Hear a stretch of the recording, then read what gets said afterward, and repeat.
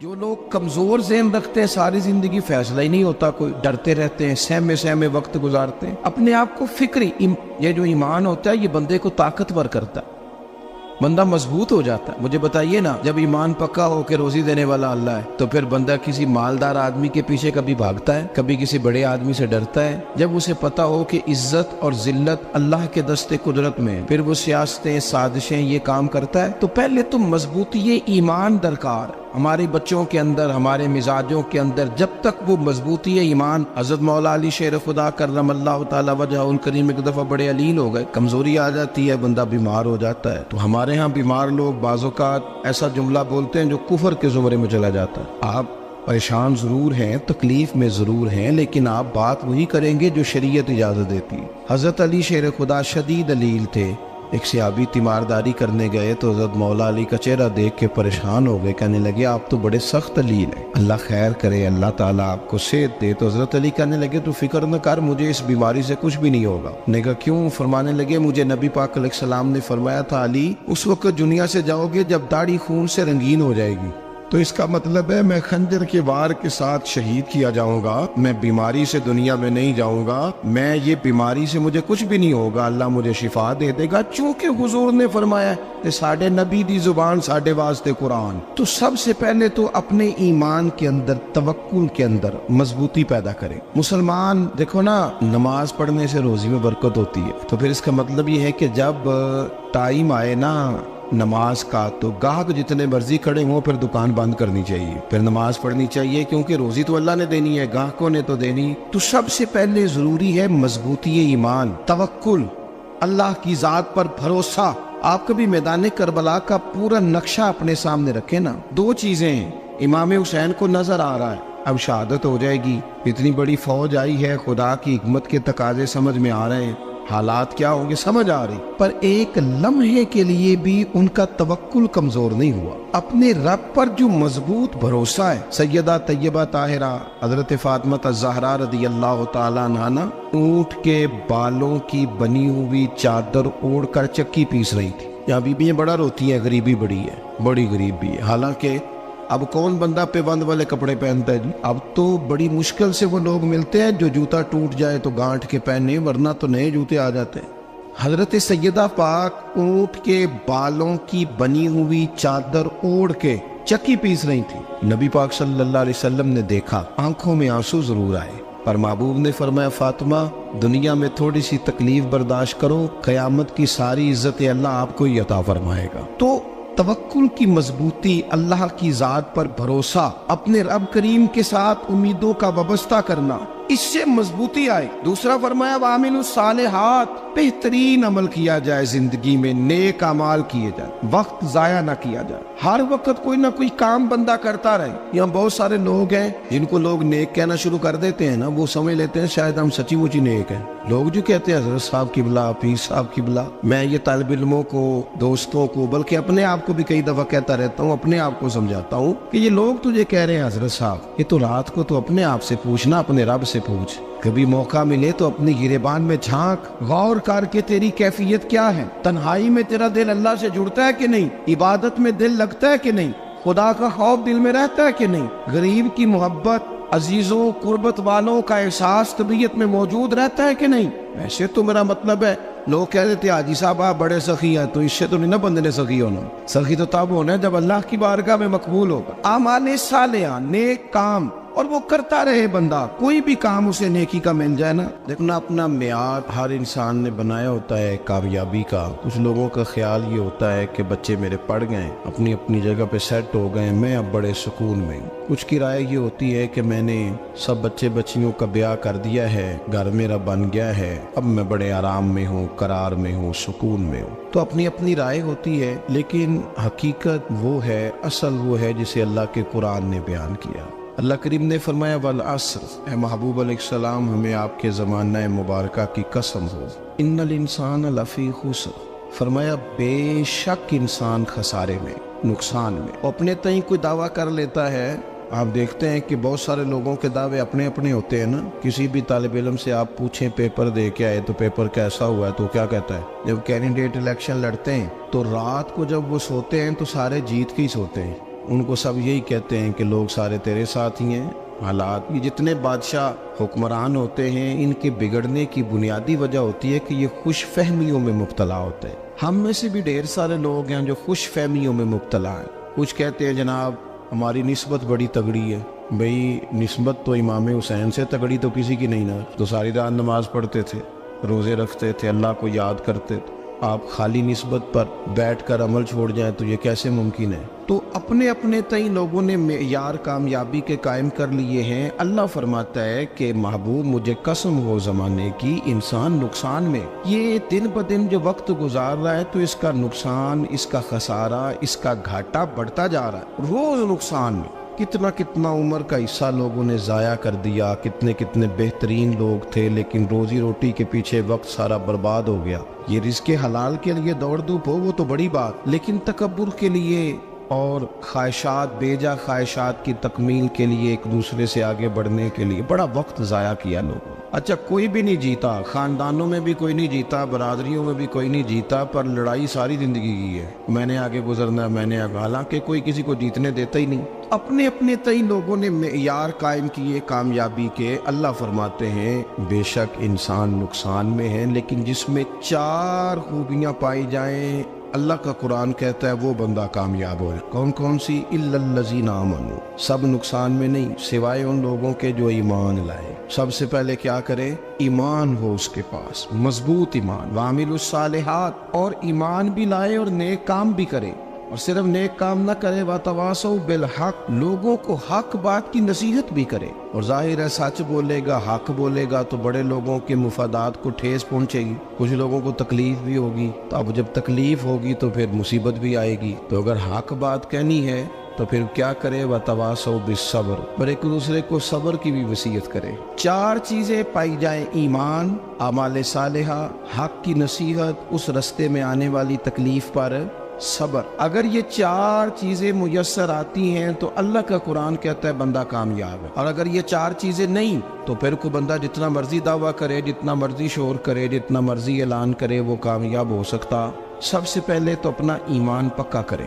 یہ جو کچی پکی باتیں کرتے ہیں نا لوگ، مسلمان جو ہوتا ہے نا، مسلمان وہ لاوارث نہیں ہوتا، وہ وارث والا ہوتا ہے. اس کا رب ہر وقت اپنی رحمت سے اس کی حفاظت کرتا ہے. مسلمان ہر وقت نبی پاک علیہ السلام کی نگاہ کرم میں رہتا ہے. اسے کمزور باتیں نہیں کرنی چاہیے کہ میرے کو پیچھے چڑھ گیا تو پتہ نہیں کیا ہو جائے گا، برادری مخالف ہو گئی تو پتہ نہیں کیا ہو جائے گا، سچ بول دوں گا تو لوگ پتہ نہیں مجھے مار دیں گے. ایسا ہو نہیں سکتا. چھری حضرت ابراہیم چلائے بھی نا تو حضرت اسماعیل کے حلق پہ چلنا اس نے تب بھی ہے جب اللہ حکم کرے گا. تو اللہ کی حکمت ہوگی، حکمت الہی ہوتی ہے تو کوئی کام ہوتا ہے، ورنہ ہوتا. تو اپنی طبیعت میں مضبوط ایمان، توکل، اللہ پہ بھروسہ، مضبوطی افکار کی، کچی باتیں نہیں. دیکھو نبی پاک صلی اللہ تعالی علیہ وسلم نے فرمایا نیکی کو کبھی حقیر نہیں سمجھنا، کبھی حقارت سے نہیں نیکی کرنی کہ یہ بڑی چھوٹی ہے تو میں اس کو کروں گا. فرمایا کبھی حقیر نہ سمجھنا، نیکی کا کام جو بھی ملے کر دینا. فرمایا اگر بھائی سے مسکرا کے ملو گے بنا تو اس پر بھی اللہ تمہیں صدقے کا ثواب عطا کرے گا. ہم تو اس دین سے کے ماننے والے ہیں جو کہتے ہیں تو گلی سے روڑا اٹھا دے، کانٹا اٹھا دے، کسی کی تکلیف دور کر دے، کسی اس پر گنجائش کر دے، کسی کے لیے آسانی کر دے. جو بھی خیر کا کام میسر آئے پورے دن میں اسے چھوڑے نہیں.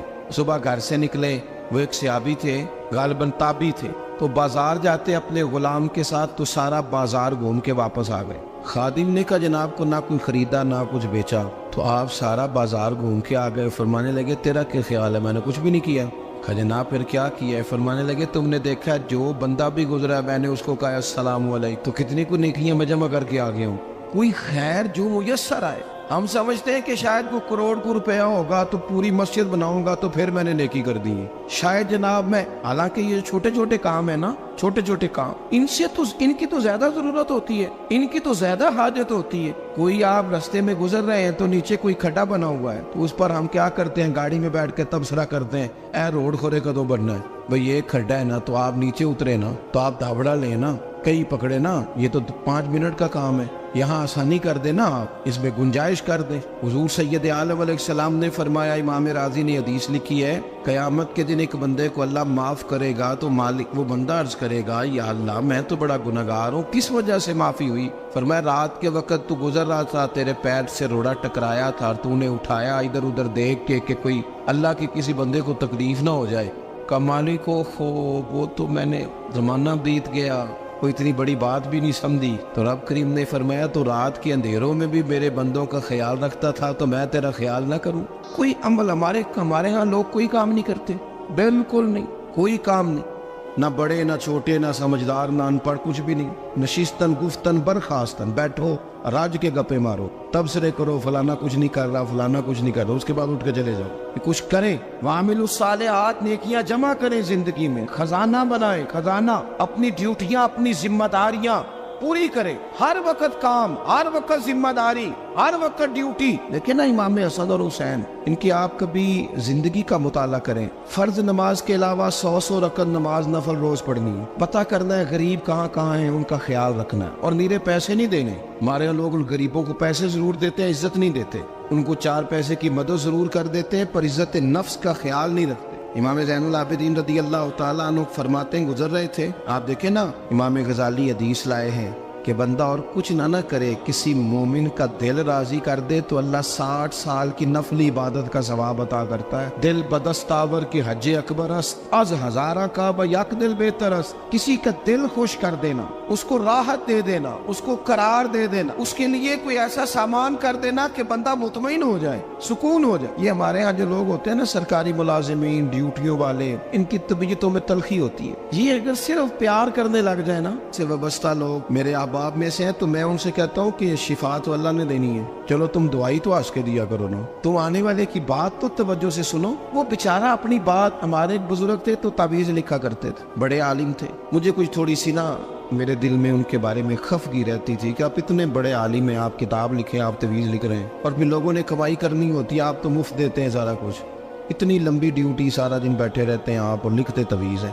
میں نے ایک دن ان سے گزارش کی، میں نے کہا شیخ آپ بڑے آدمی، جن لوگوں کو اللہ نے رسوخ فی العلم عطا فرمایا ہوتا ہے، ان میں سے آپ، اللہ نے آپ کو پختگی دی ہے علم میں، شعوری عالم ہے آپ، سارا دن تعویذ۔ فرمانے لگے یار میں تعویذ نہیں لکھتا، اصل مسئلہ یہ ہے کہ جو تعویذ لینے آتا ہے وہ اپنا سارا دکھ سناتا ہے، تو میں تعویذ نہیں لکھتا، میں نہ بس لوگوں کے کلیجے ٹھنڈے کرتا ہوں، میں کسی کا، اب تو بچوں کے پاس ٹائم ہی نہیں، وہ تو ابا کا دکھ نہیں سنتے، تو بیٹھتے ہی نہیں۔ اماں کہہ رہی ہوتی ہے کہ پتر کو 10 منٹ میرے پاس بھی بیٹھا کر، لیکن پتر مصروف بڑا، ویڈیو چڑھانی ہے اس نے۔ ہم الجھ گئے، یہ چیزیں انسان کو نفسیاتی طور پر کمزور کر دیتی ہیں، جو لوگ زیادہ یہ کام کرتے ہیں ان کے حافظے کمزور ہو جاتے ہیں، وہ الجھ جاتے ہیں، انہیں پتہ نہیں ہوتا رات میں نے کیا کہا تھا، صبح میں کیا کہہ رہا۔ ہر وقت نہیں، ضرورت کے وقت، ہر ٹائم نہیں، مخصوص اوقات میں۔ حضرت امام زین العابدین رضی اللہ تعالیٰ عنہ فرمانے لگے، ہم گزر رہے تھے، امام حسین ساتھ تھے، تو رستے میں نہ کچھ غربا، غریب لوگ بیٹھ کے کھانا کھا رہے تھے، کہتے ہماری ان پر نظر پڑی تو انہوں نے حضرت امام حسین رضی اللہ تعالیٰ عنہ سے کہا حضور آئیے تشریف لائیے کھانا کھائیے۔ وہ ضروری نہیں ہوتا آپ کو سب کا کھانا پسند ہی آئے، ٹیسٹ اپنے اپنے ہوتے ہیں، یہ ضروری تو نہیں۔ کھانا پسند نہ بھی آئے تو دل تو پھر بھی راضی رکھنا چاہیے، قربان جائیں۔ نبی پاک نے کس طرح ہماری تربیت کی۔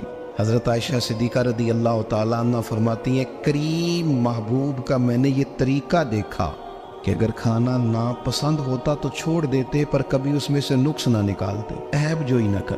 گرمی کے موسم میں کھڑی ہے بیچاری خاتون، اور کتنی مشقت سے اس نے کھانا بنایا، اور کتنی گرمی سہی ہے چولہے کے سامنے، لیکن صاحب کو کھانا رکھا ہے تو وہ کہتے ہیں یہ تو کی پکایا ہے، وہ کھانے والی چیز ہے بھئی، اس طرح کرنا، اب جو اگلی ہنڈی ہے وہ تو پکا، نہ تو کھڑا ہو۔ یہ پتہ چلی یہ کام کتنی مشقت کا ہے۔ زندگی میں کچھ تھوڑا سا دوسروں کا خیال رکھنا، یہ بھی تو دین کا حصہ ہے۔ آپ اپنی زندگی میں ہمیشہ اپنے لیے سوچیں، کسی اور کا سوچیں ہی نہ۔ تو میرے عزیز یاد رکھیں گے آپ، امام زین العابدین کہتے ہیں نبی پاک صلی اللہ تعالیٰ علیہ وآلہ وسلم نے نا حضرت امام علی مقام کی، امام حسن اور حسین کی اس طرح سے کچھ تربیت فرمائی تھی کہ غریب پروری ان کے اندر رچ بس گئی۔ مزاج بن گیا. وہ غربا بیٹھے تھے دسترخوان بچھائے سڑک کے کنارے, تو امام حسین گزرے تو انہوں نے آواز دی. امام صاحب لوگ کہنے لگے حضور تھوڑی روٹی نہیں کھا لیتے ہمارے ساتھ. تو امام صاحب آ گئے, نیچے بیٹھ گئے غریبوں کے ساتھ. کوئی جرت کرے نا, چلو امیروں نے تو غریبوں کے ساتھ بیٹھنے کی جرت نہیں کرنی, کو پیر ہی بیٹھ جائے غریبوں کے ساتھ, وہی مہربانی کر دے کہ میں پیر صاحب ہوں قبلہ ہوں تو میں ہی چلو لنگر کھا لوں مریدوں کے ساتھ بیٹھ کے.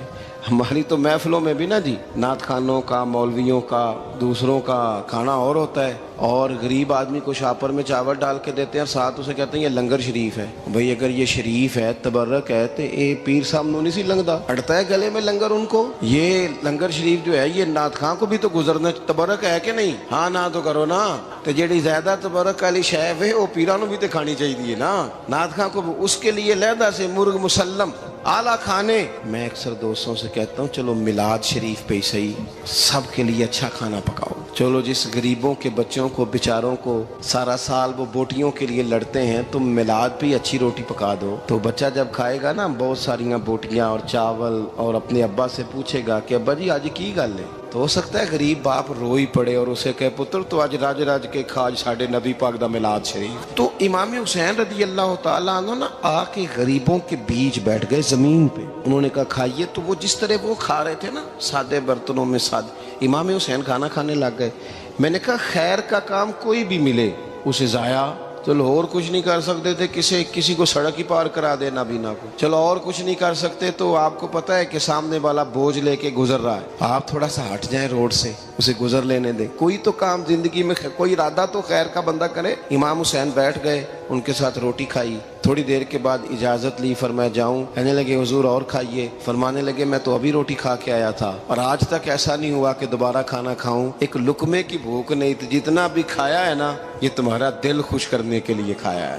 غرباء مساکین کی وعامل الصالحات, ایماندار بندہ ایمانداروں جیسے کام کرتا ہی اچھا لگتا ہے. 25 حج کیا امام حسن اور حسین نے مدینے سے مکے پیدل جا کے. میں کہتا ہوں چلو ہم باجماعت نماز ہی پڑھ لیا کریں. چلیں حضور صلی اللہ علیہ وسلم نے فرمایا فجر کی نماز پڑھ کے بیٹھ جاؤ, اشراق چاشت تک اللہ کا ذکر کرو, 2 نفل اشراق کے 2 چاشت کے پڑھ لو, اللہ 2 حج اور 2 عمرے کا ثواب عطا کر دے گا. مشکل کام تو نہیں. اہل بیت نے ہمیں سبق یہ پڑھایا ہے, حضور کے اصحاب نے ہمیں سبق یہ پڑھایا. تیسری بات فرمایا وَتَوَاصَوْا بِالْحَقِّ, صرف یہ نہیں کہ تم نماز پڑھ کے تو بیٹھ جاؤ, تم نے نا بے نمازی کو نماز کی دعوت بھی دینی ہے. مظلوم پر ظلم ہوتا رہے اور کونے میں چپ کر کے بیٹھے نہیں رہنا, بلکہ اگر ہاتھ پکڑا جا سکتا ہے تو ظالم کا ہاتھ پکڑنا ہے. نبی پاک علیہ الصلوۃ والسلام نے فرمایا اپنے بھائی کی مدد کرو چاہے وہ ظالم ہو یا مظلوم ہو, بھائی کی مدد کرو چاہے ظالم ہو یا مظلوم ہو. تو صحابہ نے عرض کی یا رسول اللہ صلی اللہ تعالیٰ علیہ وسلم یہ مظلوم کی مدد تو سمجھ میں آتی ہے, یہ ظالم کی مدد کیسے کریں؟ نہیں سمجھ آ رہی ہے آپ کو بات؟ یا رسول اللہ صلی اللہ تعالیٰ علیہ وسلم مظلوم کے ساتھ کھڑا ہونا تو ہماری عقل میں آ گیا, تو ظالم کی مدد کیسے کرنی ہے؟ نبی پاک صلی اللہ تعالیٰ علیہ وسلم نے فرمایا ظالم کو ظلم کرنے سے روک دو, تم نے اس کی مدد کر دی, اسے باز کرو. لیکن ہم تو اتنی جرت ہی نہیں رکھتے بدی کو بدی کہنے کی, اتنی طاقت ہی نہیں ہوتی. جھوٹ کو جھوٹ کہنے کی ہمت, ہمارے گھر میں سارا کچھ ہو رہا ہوتا ہے, ہمیں پتہ ہوتا ہے کہ فلاں جگہ پہ ہمارا قبیلہ ہماری برادری غلط ہے, پر اتنی جرت کرتے. ہم سچ بولتے ضرور ہیں پر دوسروں کے بارے میں, اپنے بارے میں سچ بولنے کو تیار نہیں ہوتے. جرت کا مظاہرہ کریں, زندگی میں حق کو حق کہنا سیکھیں, غلط کو غلط کہنا سیکھیں, جھوٹ کو جھوٹ کہیں, بدی کو بدی کہیں, سچائی کا ساتھ دیں ہمیشہ.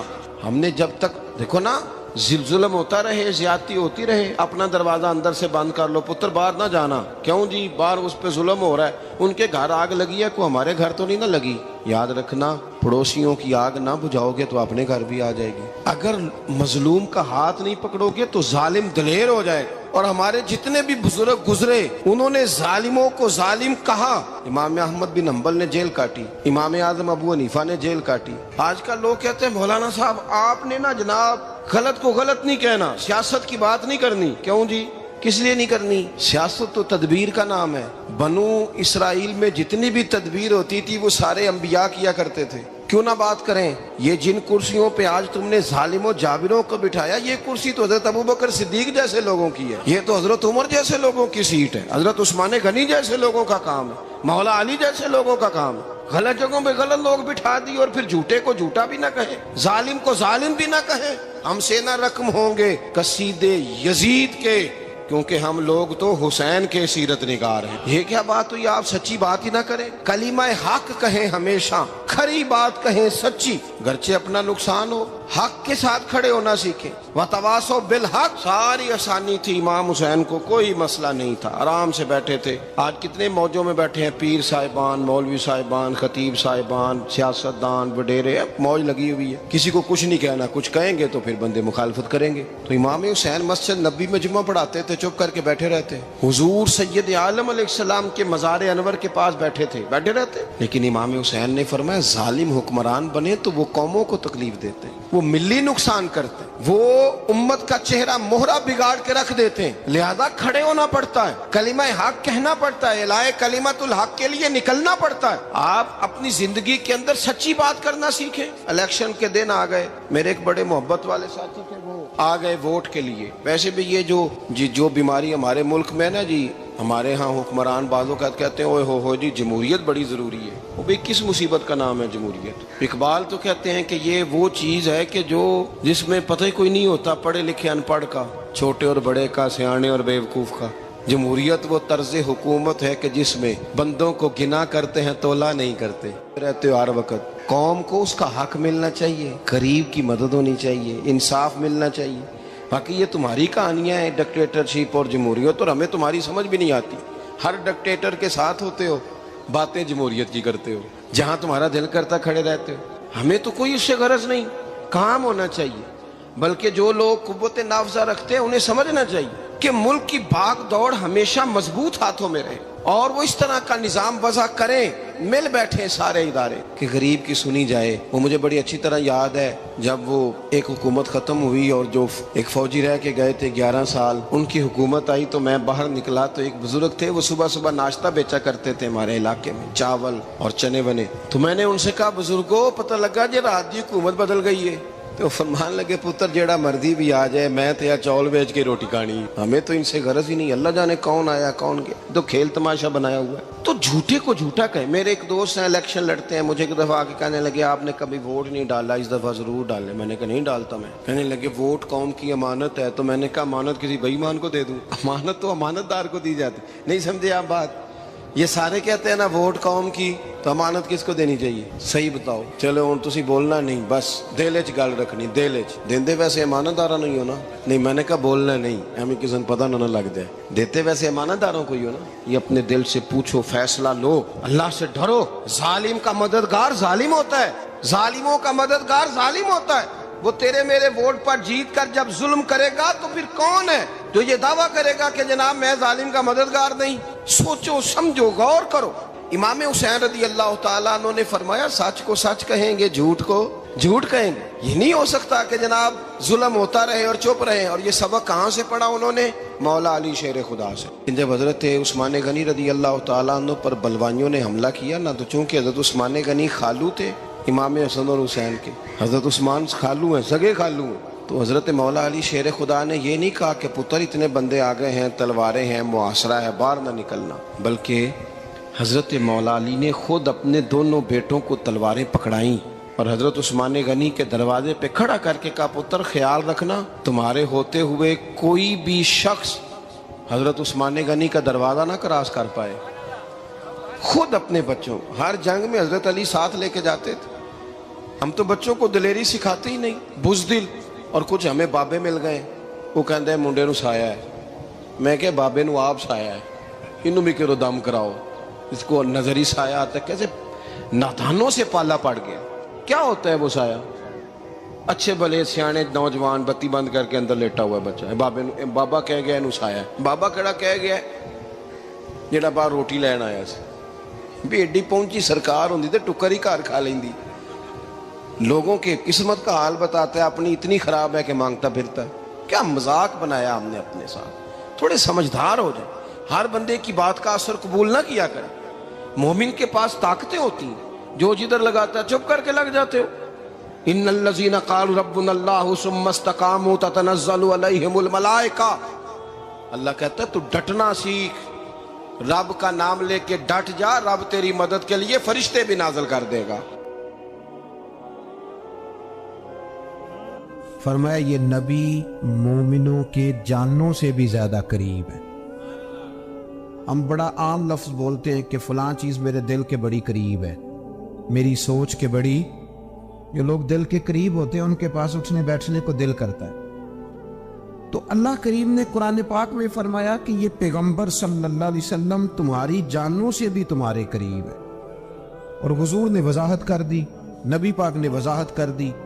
हुजूर ने फरमाया ला युमिनु अहदुकुम हत्ता अकूना अहब्बा इलैहि मिन वालिदिही व वलदिही वन्नासि अजमाइन, औ कमा क़ाल नबी सल्लल्लाहु अलैहि वसल्लम। फरमाया तुम में से कोई उतनी देर तक मोमिन हो ही नहीं सकता जब तक हर चीज से बढ़कर मुझसे प्यार न करे। एक मिसाल दे लूं, बात आसान हो जाएगी।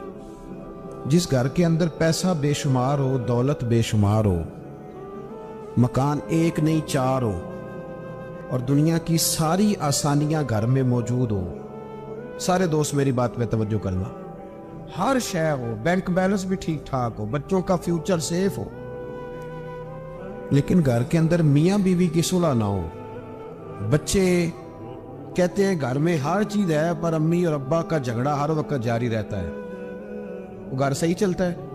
हमने बोलना इसलिए नहीं कि ये बातें लोग, ये घर के अंदर की बातें हैं ना।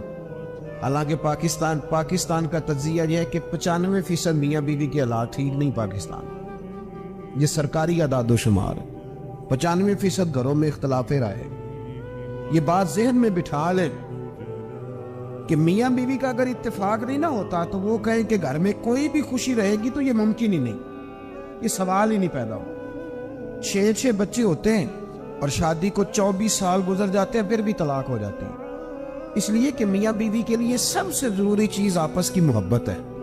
और यार क्या खूबसूरत अंदाज है मेरे रसूल पाक अलैहिस्सलाम का। जितनी शानदार तबीयत हुजूर ने मौला अली शेर खुदा की थी, इतनी कोई कर सकता है? और जितनी आला तरीन तरबियत और हुस्न सैयदा फातिमा को अल्लाह ने दिया, किसी और को मिल सकता है? लेकिन मेरे नबी पाक अलैहिस्सलाम ने उनकी शादी के बाद उनको इकट्ठे बिठा के उनके सर आपस में जोड़ के हाथ उठा के दुआ की थी कि ऐ अल्लाह इनके दरमियान मोहब्बत पैदा फरमा दे। मियाँ बीवी के दरमियान जो सबसे अहम चीज है वो मोहब्बत है। बच्चे कहते हैं हम किधर जाएं, अब्बा की सुने कि अम्मा की सुने? और अक्सर घरों में बच्चों की तरबियत रुक जाती है इसलिए कि मियाँ बीवी का सलूक नहीं होता, तबाही उतर जाती। घर के अंदर हर शय है पर इनका प्यार नहीं। पता ये चला कि घर में मोहब्बत ना हो तो घर नहीं चलता। अगर मोहब्बत के बगैर एक घर नहीं चल सकता तो मोहब्बत मुस्तफा के बगैर दीन कैसे चलेगा? घर नहीं चलता मेरे भाई, टूट जाता है, बिखर जाता है। सारा कुछ होने के बावजूद मैंने मर्दों को रोते हुए देखा है, औरतें तो रोती हैं, मैंने मर्दों को रोते हुए देखा।